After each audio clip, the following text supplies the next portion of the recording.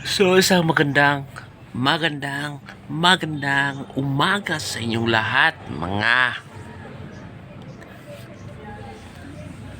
minamahal kong tagapanood. Yon, kakagising ko lang.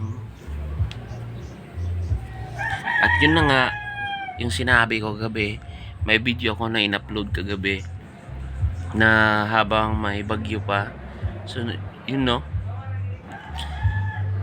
kakasabi ko lang kagabi na yung bagyo, hindi yan parating bagyo. Titila at titila talaga yan, no?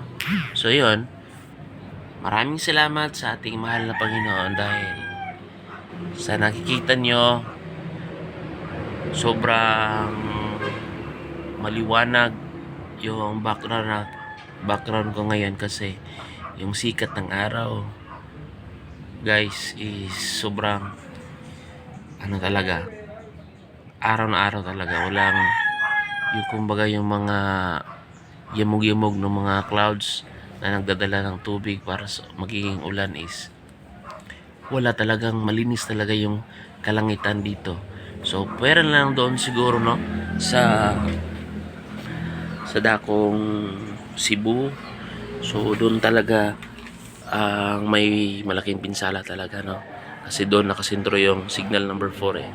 So yon, magandang umaga sa inyo lahat at update ko lang kayo sa weather dito sa Agusan del Norte. So yan, kita nyo,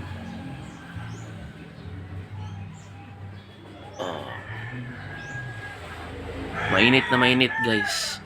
So yun lang at maraming salamat sa panonood. God bless everyone.